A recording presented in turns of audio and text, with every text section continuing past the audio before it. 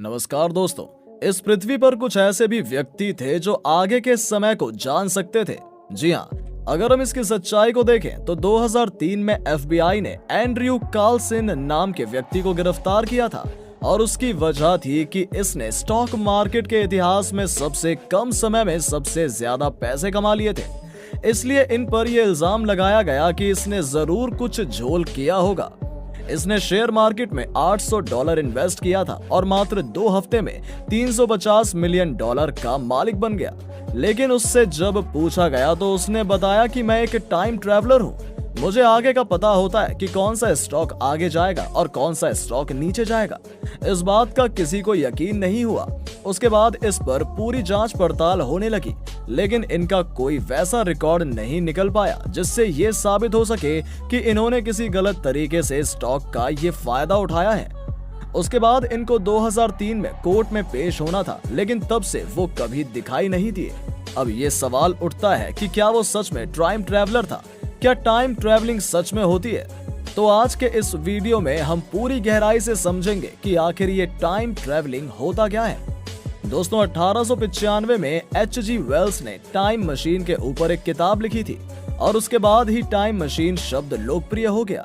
हालांकि ये science fiction किताब थी, लेकिन इसके बाद कई सारे वैज्ञानिक इसे सच करने की कोशिश में लग गए। इतना ही नहीं, इस पर कई सारी हॉलीवुड मूवी भी बनाई गई। अब ये सवाल आता है कि क्या सच में ऐसी कोई मशीन है जिससे हम आगे या पीछे के समय में जा सकते हैं? सबसे पहले हम जानते हैं कि इस टाइम ट्रैवलिंग को अगर डिवाइड करें तो ये कितने प्रकार के होंगे। इसमें से सबसे पहला होता है one way travel to the future. इसका मतलब होता है कि आप अपने फ्यूचर में सिर्फ जा सकते हैं, वहां से फिर वापस नहीं आ सकते। इसको इंटरस्टेलर फिल्म में पूरी तरह से दिखाया गया है। अगर इसे आप विस्तार से जानना चाहते हैं तो आप ये फिल्म देख सकते हैं। उसके बाद दूसरा होता है इंस्टेंटेनियस टाइम जंपिंग, जिसमें कोई भी इंसान एक पॉइंट से दूसरे पॉइंट में टाइम मशीन के द्वारा जंप कर सकता है। इस पर भी एक फिल्म बनी है। अगर आप इसको पूरी तरह से समझना चाहते हैं तो आप back to the future film देख सकते हैं। तीसरा हो सकता है कि कोई इंसान एक जगह स्थिर है और समय उसके पास ट्रैवल कर रहा है। इसको हैरी पॉटर फिल्म में दिखाया गया है। चौथा हो गया स्लो टाइम ट्रैवल। इसको प्राइमर फिल्म में दिखाया गया है। किसी को जितना समय आगे जाना है उतना समय इस मशीन के अंदर रहना होता है, तो इस तरह से आप अपने आगे के समय में जा सकते हैं। और पांचवा हो गया कि प्रकाश की स्पीड से ट्रैवल करके ट्रैवल करना। इस पर भी 1979 में सुपरमैन फिल्म बनी थी, जिसमें दिखाया गया था कि अगर कोई लाइट की स्पीड से चले तो वो आगे के समय में ट्रैवल कर सकता है। अब हम जानते हैं कि इसमें कौन सा टाइम ट्रैवलिंग करना संभव है या फिर कौन सा टाइम ट्रैवलिंग होना बिल्कुल असंभव है।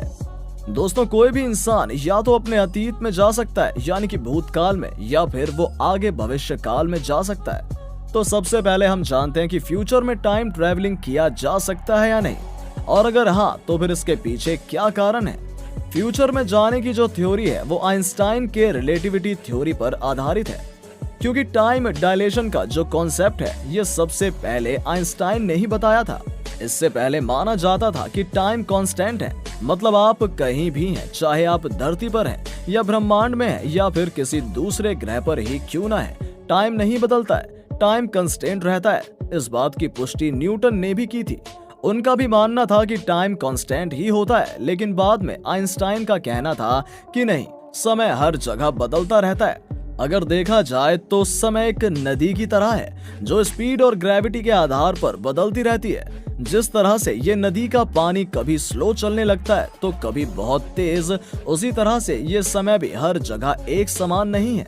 जब किसी भी ऑब्जेक्ट की स्पीड बढ़ जाती है या फिर उस पर गुरुत्वाकर्षण बल ज्यादा लगने लगता है तो टाइम भी डायलेट करता है। मतलब अगर हमें टाइम को डायलेट करना है तो हमें अपने अंदर बहुत ही ज्यादा स्पीड लानी होगी। जब कोई भी ऑब्जेक्ट बहुत ज्यादा तेज गति में होगा तो उसके लिए टाइम स्लो हो जाएगा। इसको सही साबित करने के लिए 1971 में एक प्रयोग किया गया था। एक एरोप्लेन पर एक ऑटोमेटिक घड़ी को लगा दिया गया था और जब वो वापस लौट कर आया तो देखा गया कि उस घड़ी का टाइम कुछ सेकंड्स पीछे था। इस प्रयोग को हफले कीटिंग एक्सपेरिमेंट कहा गया। तो इस तरह से अगर कोई प्रकाश की वेग से चलकर दूसरे ग्रह या ब्रह्मांड में रहकर यदि 1 महीना भी बिता लिया तो वो धरती पर रह रहे लोगों से कई साल आगे होगा। और दूसरा विकल्प है गुरुत्वाकर्षण बल। अगर आप उस जगह पर चले जाते हैं जहां गुरुत्वाकर्षण बल बहुत ही ज्यादा है तो वहां भी आपके लिए समय स्लो हो जाएगा। और ये बात तो आपको पता ही है दोस्तों कि ब्लैक होल के पास सबसे ज्यादा गुरुत्वाकर्षण बल है। उसमें इतनी ताकत है कि वो पूरे ब्रह्मांड को निगल सकता है। हमने इस पर भी एक वीडियो बनाई है, अगर आप देखना चाहते हैं तो चैनल पर जाकर देख सकते हैं। तो अगर कोई इंसान 1 साल के लिए ब्लैक होल में चला जाए और जब वो वापस यहाँ आए तो हमसे वो कई साल आगे रहेगा। तो इस तरह से फ्यूचर में जाने के ये 2 तरीके हैं। अब हम जानते हैं कि क्या पास्ट में भी जाया जा सकता है। ऐसे तो इस पर भी कई सारी थ्योरी दी गई हैं जिससे ये संभव है कि हाँ, हम अपने पास्ट में भी जा सकते हैं, लेकिन उसमें फिर कुछ पैराडॉक्स की समस्या आ जाती है। अब सपोज हमारे किसी दोस्त का एक्सीडेंट हो जाता है और उसकी मृत्यु हो जाती है, लेकिन ये जानने के बाद अगर हम अपने पास्ट में जाते हैं तो कोशिश करेंगे कि वो उस कार में जाए ही ना जिस कार में मैंने इसका एक्सीडेंट देखा है, या फिर उस रास्ते में ना जाए जहां इसका एक्सीडेंट हुआ था। तो इस तरह से हमारी पूरी कोशिश रहेगी कि मैं इसे मरने ना दूं। लेकिन इस पर एक थ्योरी दी गई और इसमें कहा गया कि एक बार जो हो गया वो इस यूनिवर्स में था, लेकिन जब आप अपने भूतकाल में जाकर उस घटना को नया रूप दे देते हैं तो वही उसका वर्तमान हो जाता है और वहां से एक नया यूनिवर्स बन जाएगा, एक मल्टीवर्स बन जाएगा। इसलिए पास्ट में जाना बहुत ही मुश्किल है, क्योंकि इसके लिए एक नेगेटिव एनर्जी की जरूरत पड़ेगी, बहुत ही ज्यादा फोर्स की जरूरत पड़ेगी, जिसके कारण एक कर्व हॉल बन सके और उससे कोई भी ऑब्जेक्ट अपने पास्ट में जा सके। उसको आप इस तस्वीर से समझ सकते हैं। अगर किसी ऑब्जेक्ट में इतना गुरुत्वाकर्षण बल हो जाए कि वो यूनिवर्स को चीरकर दूसरी तरफ से निकल जाए तो इसमें एक वार्म हॉल क्रिएट हो जाएगा और इसके बाद फिर उस ऑब्जेक्ट को एक नेगेटिव एनर्जी की जरूरत होगी जो एंटी ग्रेविटेशनल फोर्स पर काम करे।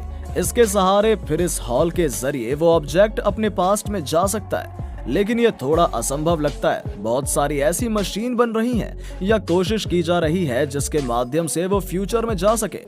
दोस्तों, इस वीडियो को बनाने के पीछे एक पूरी टीम का हाथ होता है, जिसमें काफी रिसर्च के बाद हम अपनी बात को एक वीडियो के रूप में आपके सामने लाते हैं। इसलिए हम आपसे भी उम्मीद करते हैं कि आप हमारी इस मेहनत को ज्यादा से ज्यादा लोगों तक पहुंचाएंगे, जिससे ये जानकारी और लोगों तक पहुंच सके। आप इसे अपने व्हाट्सएप स्टेटस और फेसबुक स्टोरी में शेयर करके हमारा मनोबल बढ़ा सकते हैं। दोस्तों, अगर आपको ये वीडियो अच्छी लगी हो तो अपने सोशल मीडिया पर जरूर शेयर करें। उम्मीद करते हैं कि आपने ये फैक्ट बाबा हिंदी चैनल अब तक सब्सक्राइब कर लिया होगा, जिससे हमारी अगली इंटरेस्टिंग वीडियो आप तक पहुंचती रहेगी। अगर आपके पास किसी भी तरह के सुझाव हैं तो कमेंट बॉक्स में जरूर बताएं, ताकि हम अगली वीडियोस को और बेहतर बना सकें। चलिए मिलते हैं एक नई वीडियो के साथ, तब तक के लिए नमस्कार।